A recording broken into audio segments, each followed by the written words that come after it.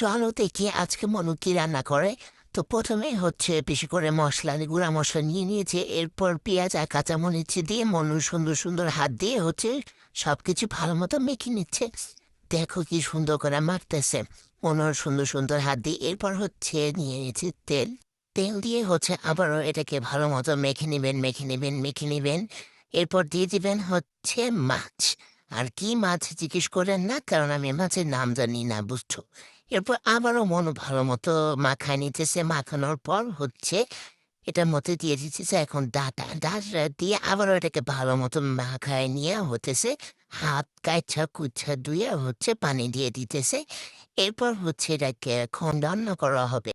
আর হ্যাঁ, রান্নার আগে এরকম ভালো মতো এটাকে ছেঁকাই নিতে হবে।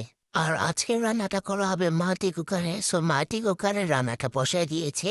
এরপর হচ্ছে এটাকে এখন রান্না করা হবে। আর কি আর করার, আমার তো টিকিউআই এর মাটি কুকার নেই। টিকিউআই যদি আমাকে একটা মাটি কুকার পাঠায় দেয় তাহলে তো ভালোই হয়।